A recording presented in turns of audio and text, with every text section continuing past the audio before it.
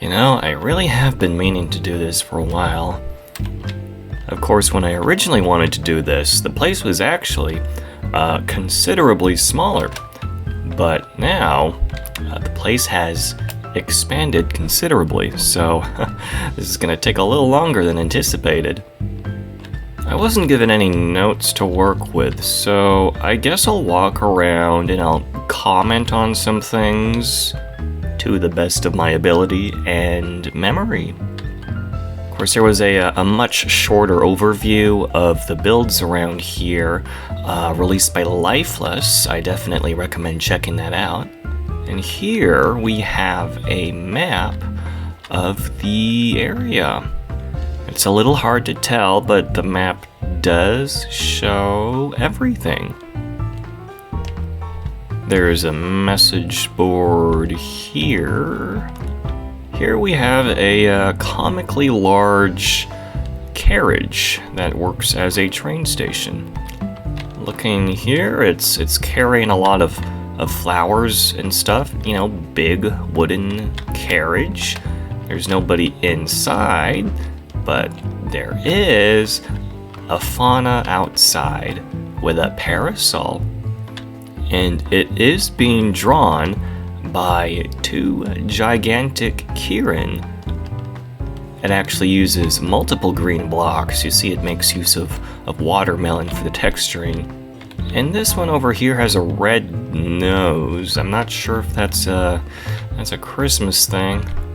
You can actually see underneath they have two elevators leading to the underground rail network. We're not going to check that out, but there are a few above ground stations. Yep, the interior has quite a lot going on. And I guess we are heading towards the housing area. We have nice, lush green forests and a bunch of private properties.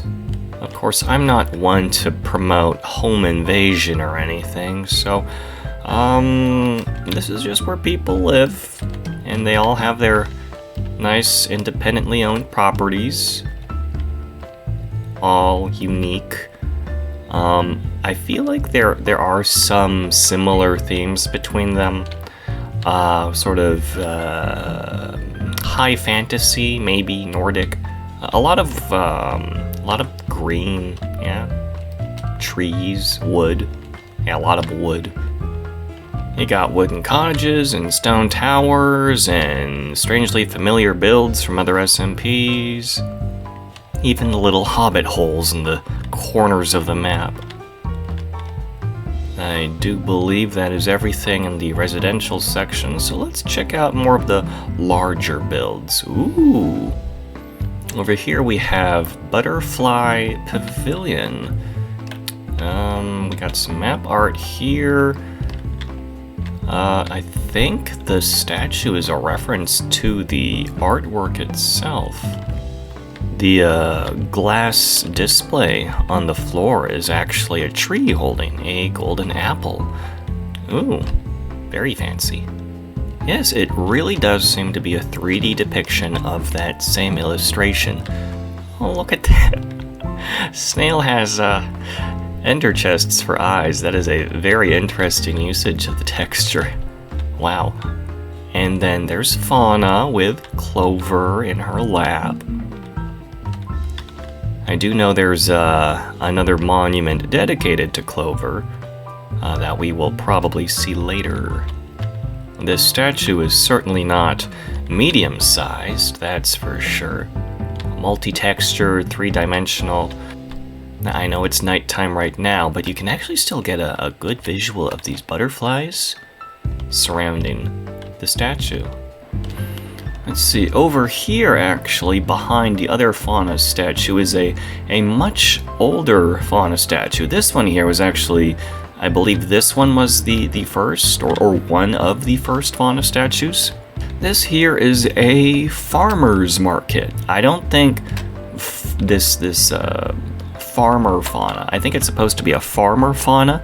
You can see Kaukini underneath the farmer attire. She is surrounded by, could be corn stalks or some other plant that is harvestable. She's also holding a golden, I think it's supposed to be a golden apple, or an onion, a white onion. But yeah, at this farmer market they do have decorative stalls over here. Oh, they also have the fauna NPC in here. Ooh, why are you wearing this outfit? that is quite a choice outfit there. But of course, previously I have shown off a Minato Aqua NPC, and she was still wearing her one of her silly event outfits as well. Oh, look at all of these automated messages. Very in character. Especially the golden apple and the milk bucket in hand. There's also some pixel art here that we have of Promise. It appears to be their Holocure sprites. So that's pretty cool. Everybody gets to show off. And then there's this bridge over here. Oh, we got a big old flower field here. And oh, I know what this is referencing. This is Sana's tower. Although I do kind of find it odd that it's in the Garden of Fauna, we actually do have a dedicated Sana town that I might show off in the future. So I don't know why this is here. It's flowers and windmills on this patch of land here. And then over here, right in front of the Kieran-drawn carriage, I believe this is the storage building.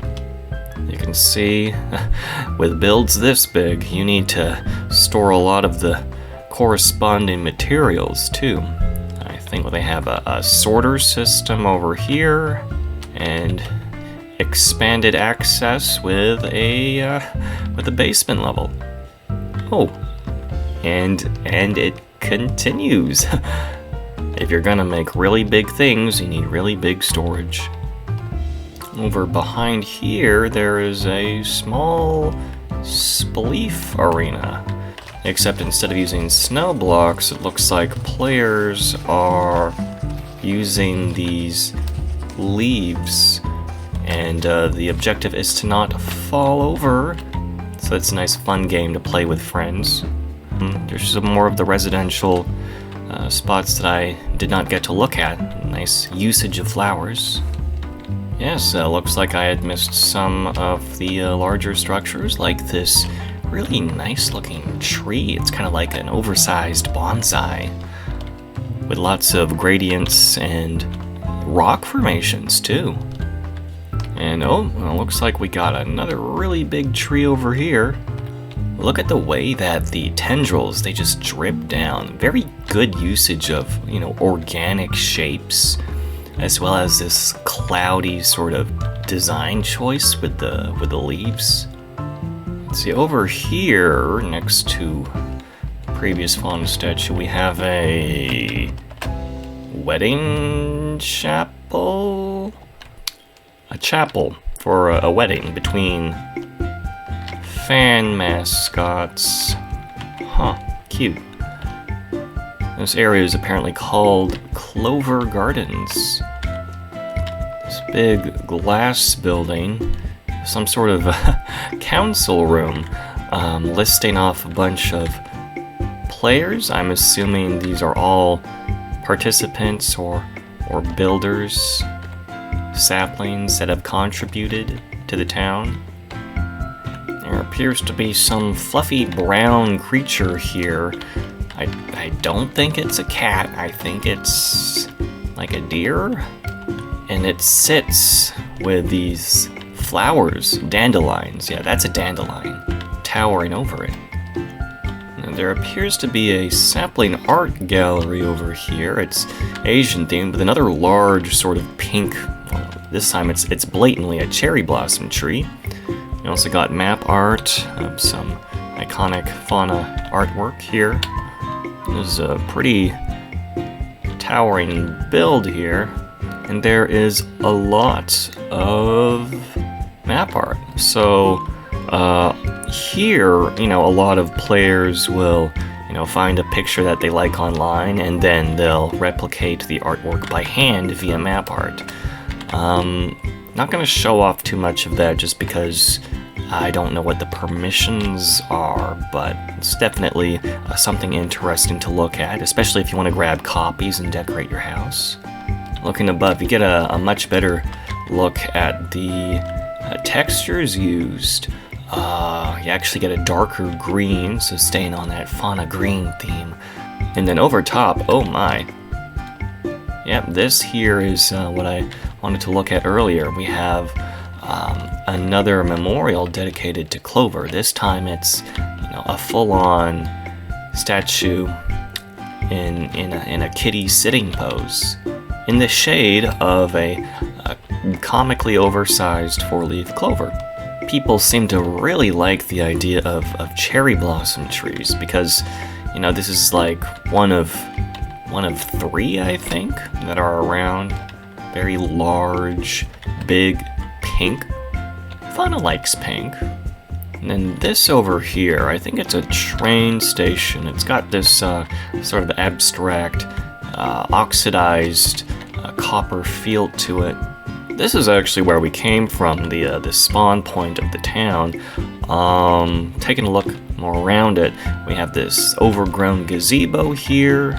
There's also this stump. Just for reference, the server started before Council actually debuted, and then when Council debuted, this town was created pretty much immediately, and this stump, for the longest time, was the main base of operations. I could also say it was one of the only builds for the first few months, and then we got a whole ton of other things surrounding it. Quite modest in size compared to some of the storage buildings that we already looked at. We also got a stack of saplings. Yeah, that's cute. And then looking overhead, we actually have the town. A lot of the earlier builds made heavy usage of organics or cottagecore, but creating a town here also invites players with different build sets. Definitely opens up more opportunities for additional contributions from people who aren't so good at making those other sorts of things. There appears to be a sauna-themed bakery. Always good to see a tribute to that. There's a lot of depth and heavy thought put into these builds. I think, I feel like people are really inclined for the sort of sakura patterns and pink textures around here. Like in these town squares. Lots of nice places to gather. I think this one's crony themed. Maybe it's crony themed. Because we do have a lot of, classic council visuals. Of course, that was before Promise was made. Because this town has been around for a really long time. Of course, we got a Taco Eats over here. I know the server has its share of franchises. Oh, and a KFP, unsurprisingly, on that note. More recently, this year, we also had Fauna Mart. Interesting that it's a multi-story building. And there is actually a lottery system. I actually won the previous lottery draw, so yay me. And you can see Fauna Mart is selling all sorts of apparel. Other buildings in the area, we got like this Bao Pet Cafe, Aqua Market. I don't see any pets in here though. I know at one point the downtown area was trying to go for a ruined sort of town look to it. And so we have builds like this in the corner over here, an overgrown area full of shipping containers. Lore-wise, I think that would mean that this used to be like a normal sort of conventional Minecraft town, but then it got overtaken by nature. Ooh. Then over here next to the shipping containers is a newer build. This is the auction house. Of course, I also run auctions at Star City, and I had been for about 3 years. And then, organizers here at the Garden of Fauna wanted to take a shot at it, which meant I could finally buy things. So that was really cool. They also have a bunch of quality of life features implemented to automate some of the process, so that is also pretty neat. And of course, this object over here, which I have kind of been saving for last, is another big sakura tree, but this time it comes paired with another big fauna. Toes. Over here we have a very extensively detailed fauna statue, leaning heavily into the pink, with Japanese architecture on the sides here, and a sakura blooming tree. She is wearing the apron, so this is a reference to her New Year's outfit, I believe. There's a lot of depth to this build. Oh, look, it's even surrounded by, like, fish flying through the air and such. The dispersal of the pink and the white particles from the leaves really gives off that fluffy blooming effect. These are birds. These are birds, aren't they? Oh, that's cool. And they're birds colored after her friends. Crony, Mume, and Bei. And then there's just a takodachi here with, I don't know, some gum stuck to them. What you got going on there, friend? And these fish could be themed after anybody, so I'm not going to guess too much. Maybe Myth.